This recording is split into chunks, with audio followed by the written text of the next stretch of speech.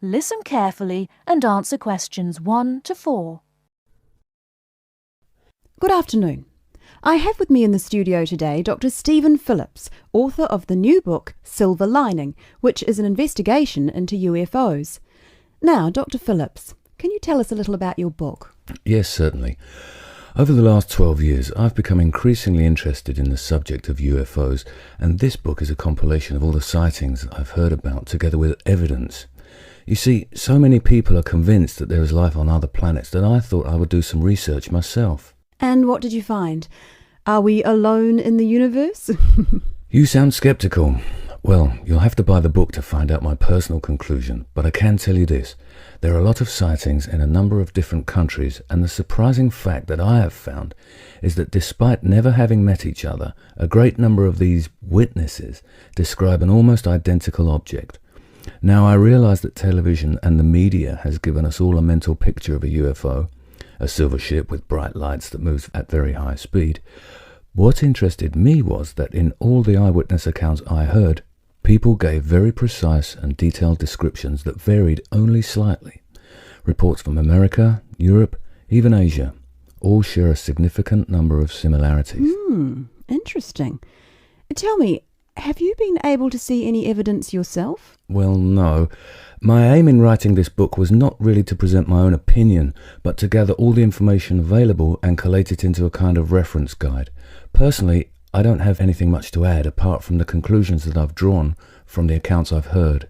I understand that there is a strong body of opinion that claims there is hard evidence that is being suppressed by the American government. Could you comment on that?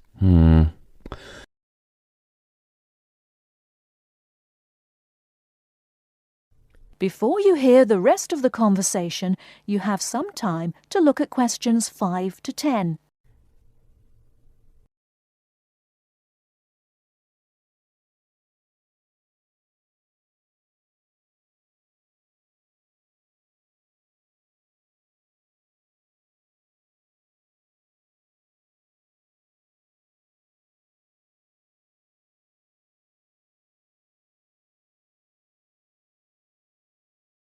Now listen and answer questions 5 to 10.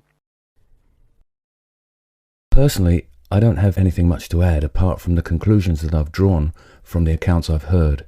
I understand that there is a strong body of opinion that claims there is hard evidence that is being suppressed by the American government. Could you comment on that? The second chapter of my book actually talks about a place in America that has often been in the media, Area 51. Area 51? Yes, it's a military base in New Mexico.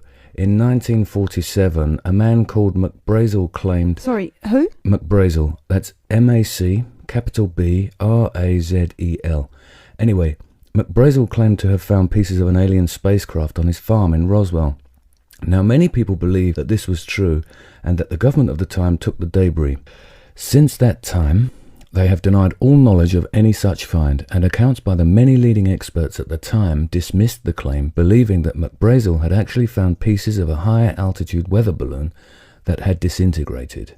Now, the lack of information combined with the large number of conspiracy theorists means that no useful scientific conclusion can be drawn, but I have found out one or two surprising details. Again, you'll have to buy the book if you want to find out more. Okay. Now, I understand that an overwhelming majority of UFO sightings occurred in America. Do you find that in any way relevant? Well, as I mentioned before, there are a large number of conspiracy theorists, and the popularity of science fiction programs in America could lead you to suspect that these sightings may be nothing more than an overactive imagination. However, I have found that there are a number of other factors that determine UFO sightings. In Northern Europe, the number of reports is very low, whereas in Southern Europe, where there is more open space, less light pollution, and generally clearer skies, the number of sightings increases.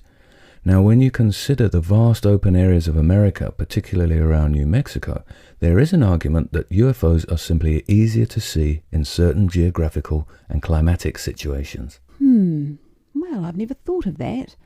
If I could ask you one final question, Dr. Phillips, what about alien abduction?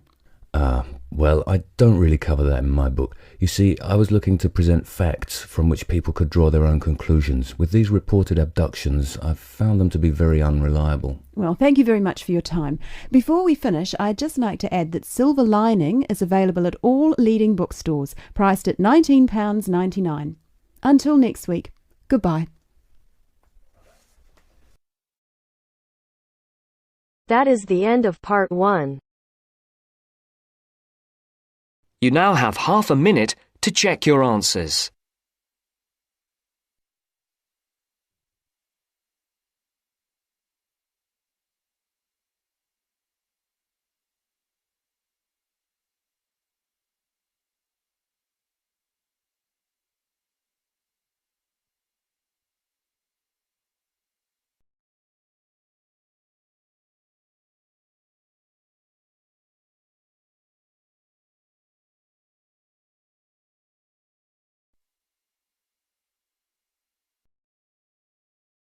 Now turns to part 2.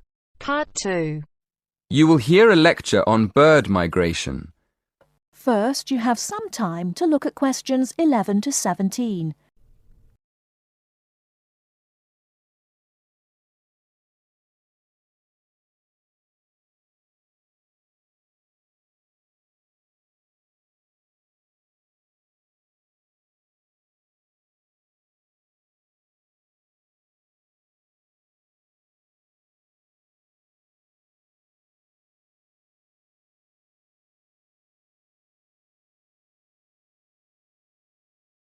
Now, listen carefully and answer questions 11 to 17.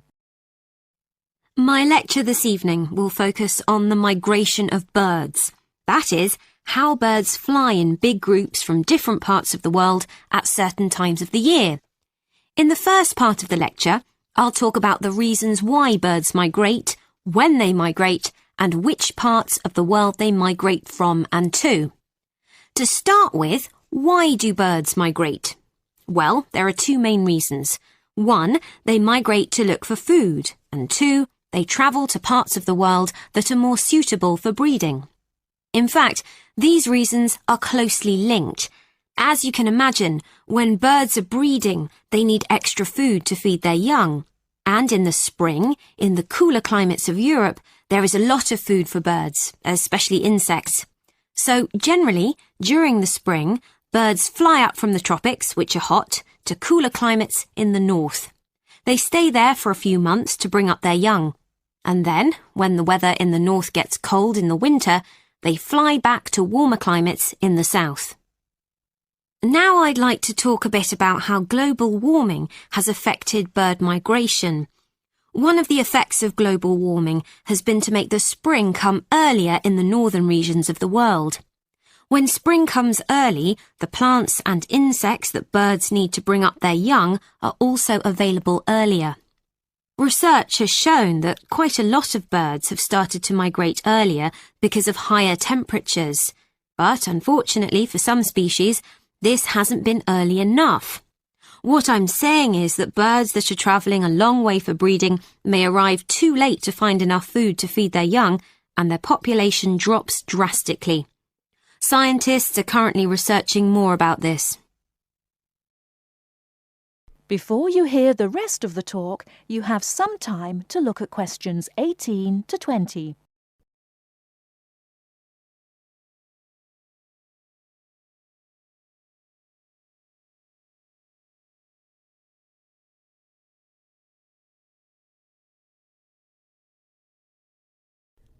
Now listen and answer questions 18 to 20.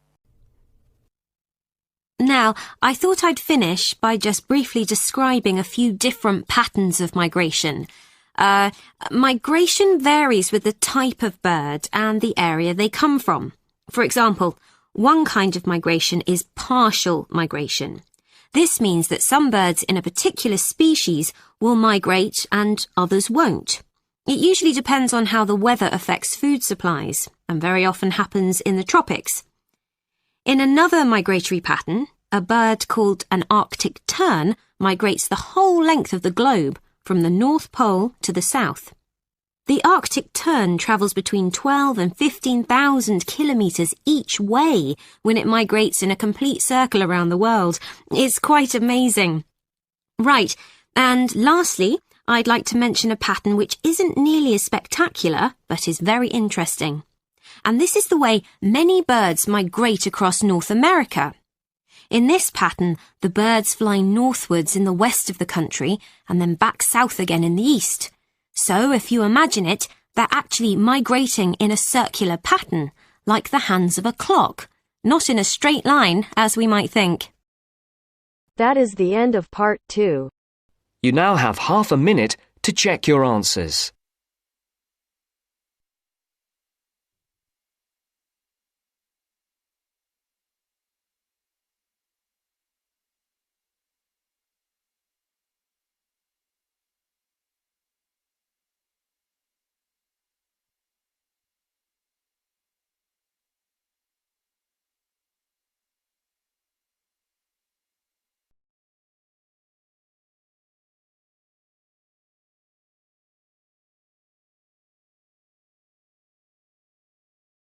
Now turns to part 3.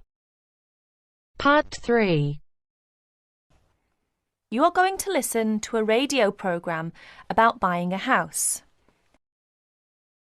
First, you have some time to look at questions 21 to 25.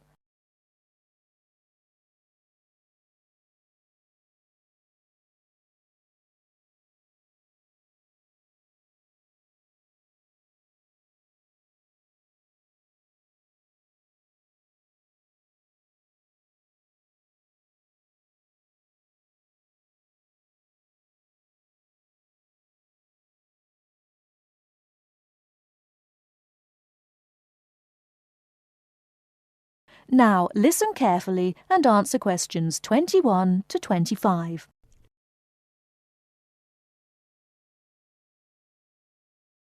Good afternoon, listeners. Today, I'd like to welcome Edward Fox, who is going to talk to us today about buying a house. Edward. Thank you, Eunice.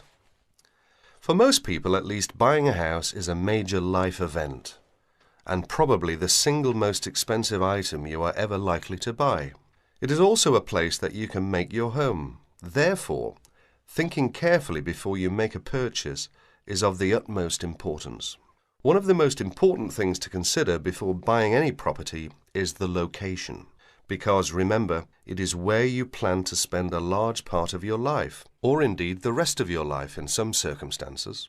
Therefore, consider the type of life you enjoy leading. Are you a very sociable person who enjoys nightclubs and discos? If so, then you may wish to consider something close to the city, or indeed in a city where it is convenient for all types of nightlife. On the other hand, if, like me, you prefer a quieter life, then you may want to consider something away from the city. However, do remember that proximity to your place of work is also important. Indeed, we spend most of our life at work, and you don't want to have to spend 2 or more hours every day travelling to work now, do you? Therefore, transport is the utmost importance. City suburbs, however, are often conveniently located for commuting to work, all for shopping, without being in the heart of a busy city. You may, however, think that a house in the suburbs would be far too expensive. Yet houses located in cities can often exceed the price of suburban houses. So check out the prices. You may be surprised. Family is another important consideration. You may prefer a house that is away from a busy street or main road. And of course, remember that children have to attend school. Is there a good school in the area, or would your children have to travel a long distance to get to school? Therefore, if you have children, or you plan to have children, location is a very important factor. And of course, remember that a family influences the size of the property. Before you hear the rest of the talk, you have some time to look at questions 26 to 30.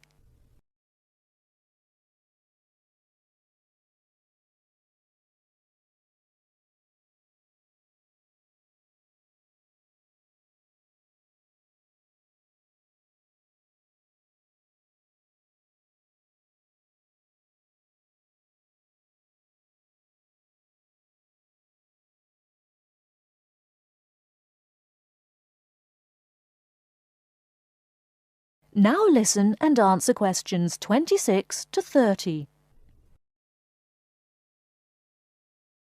And of course, remember that a family influences the size of the property. There are, of course, various types of houses. There are detached houses which stand alone and are not joined by to another building. Then there are semi-detached houses, which, incidentally, are the most common, and for good reason, because they are less expensive than detached houses. This is because they are, in fact, two houses joined together, and therefore take up less space. And finally, there are townhouses, which are many houses joined together to form a long row. But don't think that townhouses are less expensive than semi-detached houses. They rarely are. This is because they are usually built in cities where the prices of property is very expensive indeed. The age of property is another consideration. If you're considering buying an old house, beware. You may be faced with expensive repairs and renovation bills. So have the house thoroughly checked by a professional surveyor before you decide to buy. But then again, there are things you can look for yourself. Things such as the condition of the woodwork, especially doors and windows that can be expensive to replace. More importantly, make sure all the fixtures and fittings, things such as cupboards, sinks, taps, bathtubs, are all in good working order, because replacing kitchens and bathrooms can be a very costly business. And don't forget the garden. If the property has one, if you enjoy gardening, then fine. But if you don't enjoy gardening, then you may prefer a small garden as opposed to a big one. But even if you do enjoy gardening, it is important to remember that gardens take up a lot of your time. So keeping a garden in good order may be very difficult if you work long hours. One final thing is the general feel of the place. Does it have a good atmosphere? And most importantly of all, would you feel comfortable living there? Thank you, Edward. But I'm afraid that's all we have time for today. But I'll be back next Wednesday when my guest speaker will be talking about buying a computer. So until then, bye for now.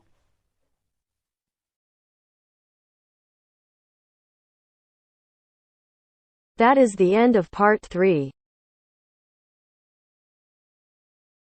You now have half a minute to check your answers.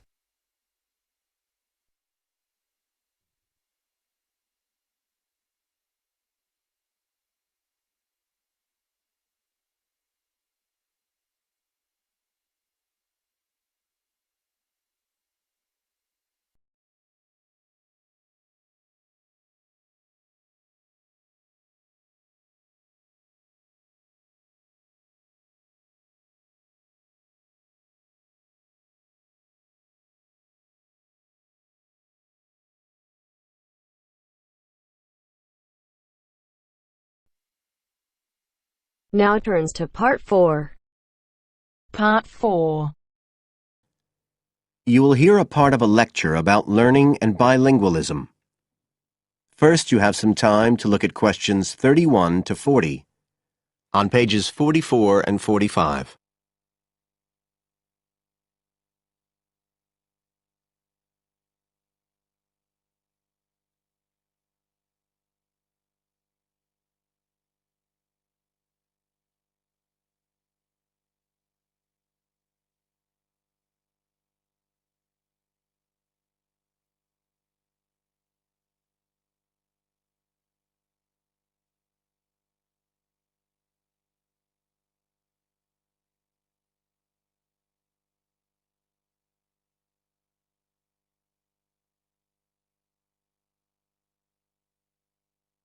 Now listen carefully and answer questions 31 to 40.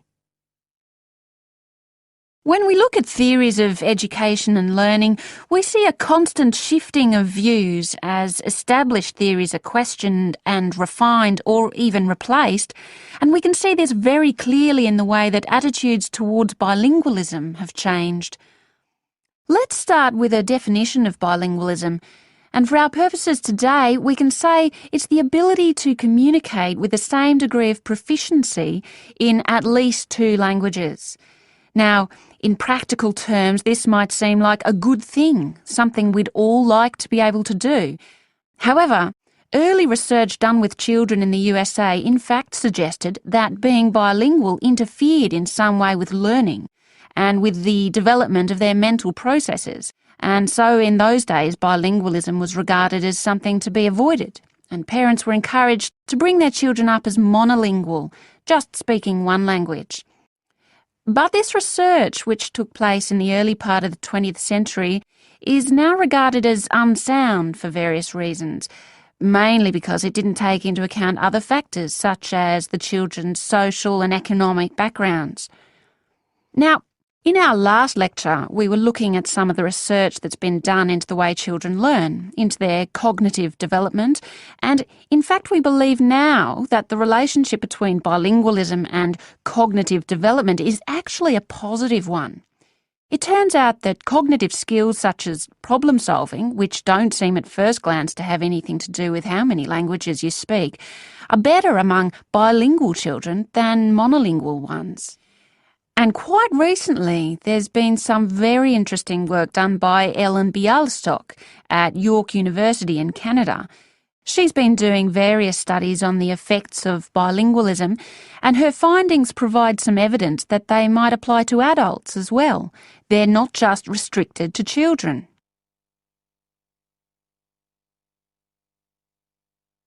So how do you go about investigating something like this?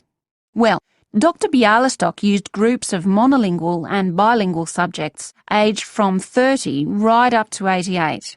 For one experiment, she used a computer program which displayed either a red or a blue square on the screen.